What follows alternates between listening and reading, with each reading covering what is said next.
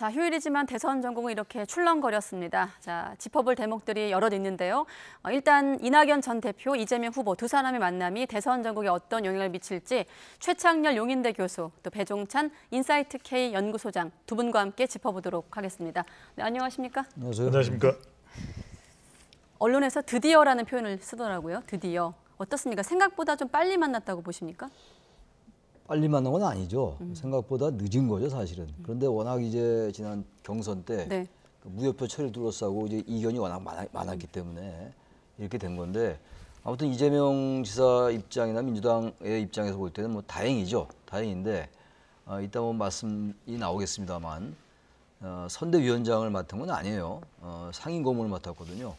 그런 것들도 그렇고 이제 이른바 화학적 결합이 어떻게 될 거냐가 중요 포인트거든요. 네. 그러니까 이제 경선 후보, 대선 후보가 결정되고 난 다음에 민주당이 물리적 결합도 안 돼 있는 상황이었거든요. 외관상의 최소한의 물리적 결합조차 안 돼 있는 상황인데 일단 이낙연 전 대표를 만났기 때문에 이재명 지사로서는 만나고 또 내일 도지사직 사퇴하고 문재인 대통령 회동하고 그러면 어느 정도 절차상의 완결성 같은 것은 갖춰 나가는 거겠죠. 네. 근데 문제 이제 그 내부의 어떤 유권자들 간의 지지 연대 이런 것들은 또 별개 문제라고 생각합니다. 네.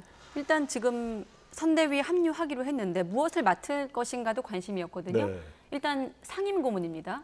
선대위원장과 다른 어떤 의미가 있는 겁니까? 그렇죠. 아직까지는 후보 간의 만남인 거지 완전한 결합도 이재명 후보의 손을 더 번쩍 들어준 모양새는 아니라고 봐야 될 것 같아요. 그러니까 생각보다는 빨리 만난 편입니다. 그건 이제 이재명 후보 쪽에서 그만큼 서둘렀다고 봐야 되겠죠. 이제 국정감사 이후에 만날 수밖에 없는데 충분히 물밑 조정이 되고 난 이후에 만난 모양새는 모습은 아닌 걸로 보여요. 그러니까 이제 상임 고문 정도에 머물러 물론 상임 고문이 결코 낮은 역할은 네. 아닙니다. 그럼에도 불구하고 이제 기대치가 아닌 다른 이 역할을 하겠다고 하는 것은 그만큼 아직까지 추가적인 더 결합의 모습이 필요할 것 같고 네. 오늘도 나왔던 이야기지만 이 이낙연 후보의 신복지 구상을 흡수하겠다.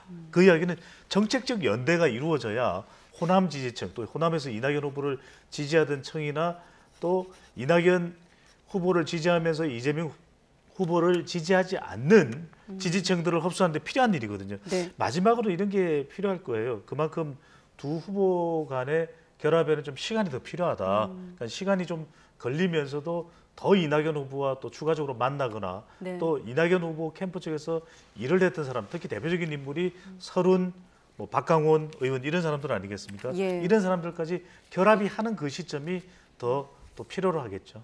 제가 왜 생각보다 일찍 만났다고 질문 드렸냐면 워낙에 또 명락 공방이 거셌고 네, 또 그렇죠. 더구나 지난주 윤 전 총장이 이제 광주 발언 논란을 일으키면서 이낙연 전 대표의 침묵을 깼다 이런 보도가 나왔거든요. 그러면서 좀 시점이 앞당겨진 것이 아닌가 해서 질문을 드렸습니다. 그렇죠. 그리고 네. 이낙연 전 대표로서도 아무런 반응을 내지 않기가 네. 반응을 내지 않기는 항의가 있을 거예요. 명분이 떨어져요. 일단 승복 선언을 했기 때문에 승복 선언을 한 상태에서 일단 만나서 네. 최소한도 물리적인 외관상의 결합을 이룬다는 얘기를 보여줘야 되는데 저는 이게 중요한 게 신복지 정책을 받아들이겠다고 얘기했잖아요. 네. 근데 기본소득 문제를 어떻게 할 거냐가 굉장히 중요한 포인트가 될 거예요. 아까 정책연대 말씀하셨는데 네. 지금 지난 경선 때 민주당 경선 과정에서 이낙연 전 대표는 어떤 일관되게 기본소득에 대해서 반대 입장을 얘기했었거든요. 부정적인 입장이었단 말이죠. 예. 또 하나가 대장동 사건에 대해서 뭔가 아직도 이제 완급 해소가 안 돼 있다고 저는 생각해요. 왜냐하면 대장동 사건이 서른 의원은 뭐 상당히 강도 있는 발언을 했고 또 이낙연 당시 후보 때 경선 후보 때도 대장동 이 개발 특혜 의혹 사건에 대해서 뭔가 이건 이제 풀고 넘어가야 된다 이런 입장을 견지했기 때문에 만나고 선대위 상임 고문을 맡았다 하더라도 기본소득에 관련된 걸 어떻게 할 것이냐. 왜냐하면 이재명 지사의 가장 중요한 정책적인 브랜드가 기본소득이거든요. 예. 이 기본소득에 대해서 기본적으로 이낙연 전 대표가 부정적인 것이고 대장동 사건에서 여전히 의심의 눈초리를 가시지 않고 있고 이걸 어떻게 해소할 것인가 이런 것도 일단 1차적으로 해소가 돼야지 이른바 당내 화학적 결합 같은 것도 이루어질 수 있다고 생각합니다. 네, 오늘 나온 표현 중에 같은 DNA를 가진 원팀이라는 표현이 나왔는데 네. 앞으로 남은 과정은 그걸 역순으로 오히려 증명해내가는 과정이 될 것 같습니다. 지금 언론에서는 일단 이재명 후보가 이낙연 전 대표를 만났기 때문에 다음 단계 이제 문재인 대통령을 언제 만날 것인가로 이제 관심을 모아지고 있는데 문재인 대통령을 만난다면 이건 또 어떤 회동 그 의미는 어디에 있다고 보십니까? 지지층을 더 단단히 한다고 봐야 되겠죠. 이제 순서상으로 이 사퇴 이후에 이낙연 후보를 만나고 문재인 대통령을 예방할 것으로 예상을 했는데 네. 그만큼 앞서 이 광주 관련된 윤석열 후보의 발언이 이 일정을 더 앞당겼다고 봐야 되겠죠. 그렇다면 일단 이낙연 후보 지지층, 이낙연 후보 지지층인데 이재명 후보를 지지하지 않는 지지층들이 흡수되는 것이 중요하고 그 외에 우리가 이른바 이야기하는 친문 지지층들도 대통령과의 예방, 만남을 통해서 더 결합이 될 가능성이 높아지겠죠. 여기서 중요한 것은 대통령이 이제 28일 날 이 G20 회의 참석을 위해서 이제 출국하게 되는데 27일로 그렇다면은 하루 전날 출국 하루 전날 청와대 예방이 예상되고 있는데 그때 뭐 여러 가지 덕담이 나오고 아주 깊숙한 뭐 선거 관련 내용은 나오기 어려울 거예요. 왜냐하면 네. 그게 공직선거법 위반 아니냐 이런 또 공방도 있을 수 있기 때문에 근데 대통령을 만나는 것만으로도 왜 중요하냐면 여당 후보의 경우에는 대통령의 후광 효과 이른바 대통령 마케팅을 할 수 있어야 되거든요. 그러니까 네. 대통령과 만나면서 명락 이 지지층들을 더 단단하게 만드는 접착제 역할도 할 수 있고 대통령의 핵심 지지층들 40대 그리고 호남 그다음에 화이트칼 이른바 호사화라고 부릅니다. 이들을 더 결집할 수 있는 계기가 만들어질 수는 있을 것으로 보입니다. 네. 자, 원팀 선대위 구성이 왜 중요하냐면 최근에 나온 여론조사 결과로도 지금 이재명 후보 입장에서는 이낙연 전 대표 어떤 도움이 필요하지 않을까 싶은데 사자 가상구도 여론조사 결과를 한번 보여주시죠. 지금 화면을 보시면 이제 국민의힘 후보만 지금 변동이 되어 있습니다. 윤석열이냐 홍준표 후보냐에 따른데 일단 이 결과만 놓고 봤을 땐 야권 대선 후보로 누가 나와도 일단은 이재명 지사가 유리하다라고 나오고 있습니다만 또 최근에 다른 조사 결과를 보면 아쉬운 대목들도 있거든요. 지금 이재명 지사는 여당의 지금 단독 후보로 나와 있는 거잖아요. 예. 저 여론조사가. 근데 윤석열, 홍준표 후보 양자 대결로 볼 때는 이기긴 이기는데 지금 다른 이게 여론조사가 워낙 많이 나오기 예. 때문에 오늘 한두 개 가지고 설명하는 건 좀 한계가 있어 보이고 네. 그리고 저 지지율 차이라는 게 오차범위 내란 말이에요. 그래서 큰 의미를 부여하기는 어렵다 하더라도 네. 추이 같은 건 우리가 볼 수가 있는 거거든요. 자, 그럼 이렇게 한번 질문 예. 드려볼게요. 이낙연 전 대표의 표를 지금 상황에서는 아직은 어디로 흡수됐다고 좀 단정하기는 그건 어려울까요? 단정이 어렵다고 생각해요. 제가 아까 말씀드린 건 정책적인 연대 문제에 있어가지고 예. 그게 해결이 좀 돼야 돼요. 그걸 그냥 넘어가면서 그냥 DNA가 같다라고 하기에는 그런 것들 그런 발언 가지고만은 이낙연 전 대표를 지지했던 지지자들을 이재명 지사가 온전히 흡수하기는 좀 어려운 게 사실이에요. 최근에 여론조사들이 보면 이낙연 전 대표를 지지했던 사람들이 오히려 야당 후보를 지지한다라는 조사가 나온 것도 있어요. 예. 그만큼 이제 이른바 명락대전이 치열했다는 것이고 일단 이제 그 외관상의 어떤 그 여당 대선 후보로서의 완결성 같은 것들은 갖춰지긴 하는 건데 그런 몇 가지 선결 조건들이 좀 있어요. 네. 그런 선결 조건들이 해소가 돼야지 그야말로 여권 전체가 하나의 단일대우를 형성한다고 볼 수가 있는 거라고 생각합니다. 네, 지금 화면에 이낙연 전 대표 모습 나오고 있습니다만 일단은 자맹을 깼습니다만 최근에 여론조사 관련된 큰 변수를 꼽으라면 이낙연 전 대표의 자맹이 있었고 또 윤 전 총장의 광주 전두환 씨 네. 발언 논란이 또 있었고 그리고 한 가지가 이재명 지사의 국감장에서의 대응이었거든요. 네. 지금 앞서 나간 여론조사를 보면 어떻게 좀 해석하고 계십니까? 여기서 중요한 것은 이재명 후보의 컨벤션 효과는 없었다는 거예요. 그 이유가 또 윤석열 후보 발언 때문에 더 빨리 이낙연 후보를 만날 수밖에 없었다. 왜냐하면 이낙연 후보 지지층을 빨리 흡수하고 중도층까지 끌어들여야 되는 것이 자기 스스로 컨벤션 효과, 지지율을 끌어올리는 것을 환경을 만들 수밖에 없는 것이거든요. 그렇다면 더 바빠지는 사람은 이재명 후보일 수밖에 없는 것이고 중요한 것은 컨벤션 효과의 가장 큰 걸림돌은 이낙연 후보라기보다는 대장동 이슈라고 봐야 되겠죠. 이것도 중도층에게 미치는 영향이 매우 크거든요. 그만큼 네. 이걸 털어내야 되기 때문에 이재명 후보로서는 컨벤션 효과가 없는 지금의 상태를 해소해야 된다. 벗어내야 된다. 특히 중요한 것은 아직까지 국민의힘 후보들의 지지율이 더 크게 이재명 후보를 넘었을 정도로 확장되지 않고 거의 비슷한 정도 수준이긴 하지만 정권 교체 여론은 상당히 높습니다. 네. 이게 이재명 후보로서는 여당으로서는 상당히 큰 부담이 될 수밖에 없기 때문에 그만큼 이낙연 후보를 만나는 것도 중요하지만 실제 이낙연 후보 지지층들이 흡수가 될지 여부 또 대통령을 만나는 것도 중요하지만 대통령을 만났다고 해서 무조건 중도층이 확보되는 건 아니거든요. 얼마만큼 국정감사만으로 끝나지 않은 대장동 이슈를 더 빠른 속도로 또 깊숙이 털어낼 수 있을지가 이재명 후보에게는 더 중요한 지지율 현주소라고 봐야 되겠죠. 네, 알겠습니다.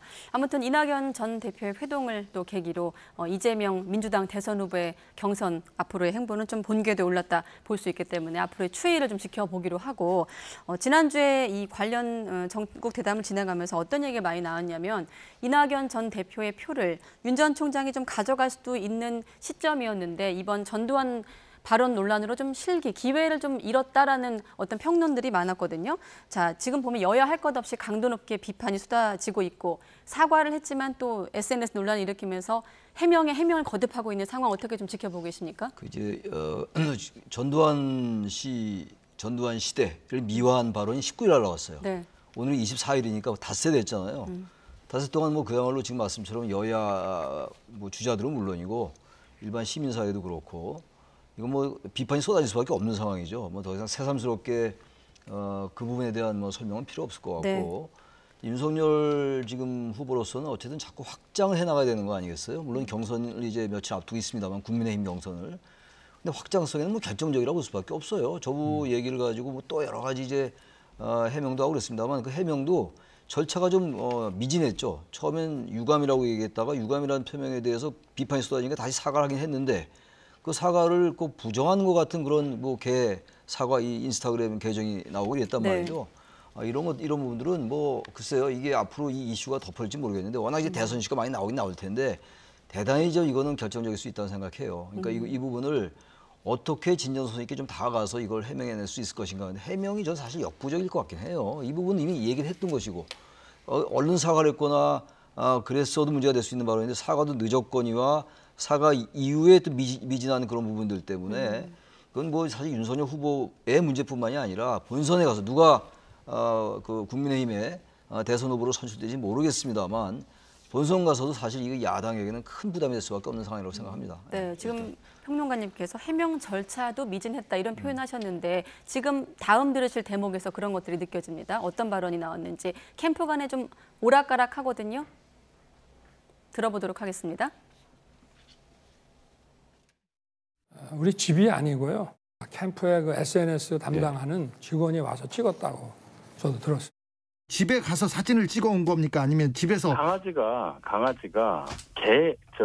집에 있는 거잖아요. 네, 집에 있죠. 실무자가 그걸 찍으려면 집에 가야 되는 건 당연하잖아요.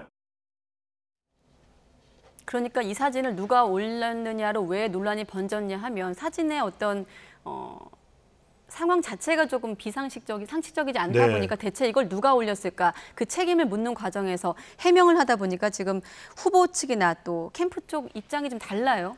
이게 중요한 게 왜 그러냐면 지금 윤석열 후보의 역사 인식에 대해서도 문제가 또 지적과 비판을 받고 있지만 더 중요한 것은 대선 후보로서 어떻게 대응하느냐가 중요하거든요. 캠프도 지금 혼선이라는 것이고 또 하나는 이 담당자, SNS 담당자의 관리도 부실하는 지금 이 선거에서 SNS가 얼마나 중요합니까? 젊은 세대들은 소통하는 것이 바로 이게 SNS를 통해서 하고 있는 것이거든요. 그리고 또 한 가지 굉장히 중요한 취재원이기도 합니다. 그러니까요. 기자들에게는. 네. 더군다나 또 중요한 것은 대응입니다. 빨리 사과를 하고 그것을 조치하는 것, 또 단속하는 것, 수습하는 것 이게 대선 후보에게는 또 필요한 역량이고 국가 운영에서도 그런 경우들이 허다하게 발생하는 것이거든요. 그런데 이게 이른바 어떤 비판까지 지금 쏟아져 나오고 있냐면 사사사다. 사과에게 사과해야 되는 사건이다. 사과가 무슨 죄가 있습니까? 그리고 걔가 무슨 죄가 있습니까? 그러니까 이걸 정치적으로 비하되도록 조치가 되지 않았다라는 것. 이것 자체에 대한 비판을 받고 있는 것이 간단치가 않습니다. 지금 당내 경선에서는 국민의힘이나 보수층에 주는 타격과 또 영향은 제한적일 거예요. 그렇지만 중요한 것은 앞서 이제 최창일 교수께서 말씀하셨듯이 본선에 가면은 20, 30대 지지율이 있죠. 중도가 있죠. 여성이 있죠. 또 수도권이 있죠. 수도권이 왜 중요하냐? 경기지사직을 이제 사퇴는 내일 하겠지만은 경기도의 이 단단한 기반을 가지고 있는 이 이재명 후보와 맞붙을 때는 서울에서의 지지층을 견인해야 되는 것이거든요. 그런데 이런 것이 영향을 줄 수 있다면 이게 자칫 잘못하면 사생결단을 해야 되는 선거가 사면 초과가 될 수 있다는 겁니다. 그런 면에서 이 본선을 대비한다. 물론 경선 중요합니다. 최종 후보가 돼야 되니까 일단은 더 중요한 건 빨리 캠프든 본인이든 본인 스스로든 재정비가 필요하고 더욱 정교해져야 되는 것이죠. 네. 자, 지금 할 이야기가 많기 때문에 간단히만 좀 질문 드리겠습니다. 자, 그럼 이 시점에서 일단 다음 달에 광주에 가겠다고 했거든요. 좀 말끔하게, 물론 어렵겠습니다만 상황이 좀 길어진 만큼 어떻게 좀 수습해야 할까요? 광주에 가는 걸로 해소될 수 있는 상황이 아니에요. 아까 말씀처럼 저도 말씀드렸습니다만 글쎄 제가 캠프에 있다 하더라도 윤석열 캠프에 있다 하더라도 이걸 어떻게 해소해야 될까가 지금 난감할 것 같아요. 이 말이 한번 뱉어졌고 지금 그 절차도 그렇고 또 진정성도 의심을 받고 있고 이게 사실 유권자들이 볼 때 특히 중도층 유권자들이 볼 때는 네. 이게 사무실에서 찍었느냐 집에서 찍었느냐 이게 얼마나 정말 이게 정치 자체가 희화화되는 것이고 대선이 이게 정말 국민들의 선택인데 대선 자체가 지금 이게 코미디로 흐르는 거예요. 이 개 논쟁, 사과 논쟁 이게 그 애플이냐 어퍼로자이즈냐 이 논란 아니에요. 근데 이걸 무슨 중의적으로 해석을 해가지고 말장난 비슷하게 돼버린 거 아니겠어요? 저 그래서 광주행도 물론 중요합니다만 안 갈 수는 없겠죠. 과연 광주에 가서 뭐라고 해명할 수 있을 것인가? 호남도 전두환 시대에 정치를 잘했다고 생각한다는 그런 취지의 발언이었단 말이에요. 네. 그래서 호남을 간다는 건데 그동안 국민의힘이 호남에다 공을 들여왔던 것 그래서 최근에 호남의 지지층들이 지지율이 좀 올라가고 있는 이런 상황인데 이거 완전히 찬물 끼얹은 정도가 아닌 거죠. 그 호남행보다 더 중요한 거는 어떻게 더 진정성 있게 다가갈 것인가가 더 중요하다고 생각합니다. 네, 알겠습니다. 자, 여론조사 결과를 한번 또 보도록 하겠습니다. 지금 한 대선을 한 5달 정도 앞두고 있는 시점인데 비호감도 조사 결과가 눈에 띄어서 두 분과 함께 한번 짚어보도록 하겠습니다. 대선 후보 5명에 대한 어떤 비호감도 조사 결과인데 우리가 이번 그 대선 전국 대선 이 경선을 치르면서 역대급 비호감 대선이다 이런 표현을 네. 언론에서 많이들 쓰고 있는데 일종의 조롱, 조소 이런 것 아니겠습니까? 지금 이번에 나온 결과만 봐도 거의 2배를 넘어서 3배 가까이 나오는 후보도 있고요. 이 시점에서 왜 비호감도가 중요한가요? 이게 유권자들이 고역입니다. 그러니까 비호감이 중요하다기보다는 왜 이렇게 비호감판이 됐느냐. 그런 가장 큰 이유는 이번 선거가 정말 처절할 정도의 진영 간 대결이에요. 이겨야만 되는 선거. 네. 좋은 선거 또 품격이 있는 후보가 아니라 그걸 강조했던 인물이 이낙연 전 후보였죠. 그렇지만 지금 유권자들은 진영은 이겨야 되는 겁니다. 도덕성보다도 더 중요한 게 이겨야 되는 것이거든요. 그러다 보니까 후보들 개인만 봐도 신상의 의혹들이 정말 줄줄이 사탕처럼 엮여 있거든요. 그게 어떤 후보고 막론하고 두 번째는 뭐냐면 이게 이제 앞서 말씀드렸던 대로 프레임이 걸려 있는 것이고 정책이 부재합니다. 그러니까 간판 정책이라고 하는 것도 이 모든 또 대부분의 연령 또 세대 지역을 초월해서 솔깃해 이런 정책이 없는 겁니다. 세 번째로는 뭐냐? 시종일관 토론회도 그렇고 후보 간의 SNS 공방도 그렇고 네거티브입니다. 이러다 보니까 말 그대로 유권자들이 정말 87년 직선제 개헌이 고역이 될 수밖에 없는 것이 호감 후보를 가려내기도 힘든데 비호감 중에서 가장 마음에 드는 후보를 골라내야 된다? 어떻게 해야 되는 겁니까? 어떻게 해야 되는 겁니까, 교수님? 저는 한국 민주주의 위기라고 생각해요. 네. 선거가 결국 민주주의의 가장 꽃인데 선거가 이렇게 그야말로 최악의 후보를 배제하고 덜 나쁜 후보를 선택해야 되는 이 선거. 우리가 흔히 말할 때 선거가 차선을 선택하는 거라고 그러잖아요. 정치 최선은 사실 존재하기 어려우니까. 근데 지금 차선이나 차선 전혀 얘기할 수 없는 상황이란 말이죠. 지금 보시다시피 이렇게 비호감도가 높잖아요. 모든 후보가 다. 네. 그러니까 과거부터 나온 후보라는 측면도 있고 새로 나온 후보들도 구 시대의 후보 못지않게 발언이나 이런 것들이 납득되지 않는 이성과 상식을 넘는 이런 발언들이 계속 나오니까 이게 비호감도가 높은 거예요. 국민들에게 사실 이건 고문이에요. 가장 최악의 후보를 피하라는데 선거는 그래도 내가 마음에 드는 후보를 골라야 될 거 아니겠어요. 그래서 중도층이 자꾸 늘어나는 것도 선거가 다가올수록 중도층이 줄어져야 되는데 네. 지금 아직은 안 그래요. 물론 선거 일이 바짝 다가오면 중도층이 이제 양대 진영으로 수렴하겠습니다만 적어도 지금 2단계에서도 중도층이 생각보다 많은 거거든요. 네. 그만큼 양대 진영의 어느 후보에게도 마음 주기 어려운 상황이다. 지금 이건 정치인들이 책임을 져야 된다. 정말 우리 한국 민주주의 위기라고 저는 생각합니다. 네. 앞서 그 조사 결과에는 포함되지 않습니다만 지금 원희룡 후보도 생방송 중에 패널과 이제 상대 패널과 어떤 설전을 벌이다가 구설에 오르기도 했습니다. 사실 그 어떤 신경전의 배경에는 이제 원 후보의 부인이 이재명 후보를 향해서 좀 소시오패스 이런 이제 표현을 쓰면서 물론 이제 직업이 의사이긴 합니다만은 지금 두 분도 생방송 대담을 진행하고 계십니다만 네. 이번 사안 어떻게 보십니까? 적절치가 않았던 것 같아요. 그렇게 이 정신의료학적으로 상대 후보를 공격한다면 얼마나 그걸 납득하겠습니까? 중요한 것은 그렇게 이야기를 했을 때 내 남편이 정말 본선 후보가 됐으면 내 남편이 이재명을 이기고 대한민국 대통령이 되었으면 10분 이해합니다. 그렇다 하더라도 오히려 그럴 때 더 객관적이고 더 공정하면서도 더 공격적으로 이야기할 수 있는 것이 노련미거든요. 그런 정치적 노련미가 발휘돼야 됐었는데 이재명 후보에 대해서 소시오패스다 이렇게 이야기하면 그걸 정말 받아들여야 되는 중도층이나 여성이나 MZ세대가 받아들이기 어려울 것이고, 두 번째는 뭐냐면 원희룡 후보가 이른바 원더우먼이 아니라 원더맨, 그다음에 지드래곤이 아니라 원드래곤 이런 주목을 받았어요. 주목을 받았던 이유는 뭐냐면 대장동 일타 강사. 대장동은 뭡니까? 공격하고 본인이 논리적으로 접근해서 이재명 후보가 힘들게 수세에 몰아넣을 수도 있는 그런 선거적 전략이거든요. 그건 오케이. 그런데 이러다 보니까 이 더불어민주당 쪽에서도 한 방송에서 집중 맹폭격 공격을 했거든요.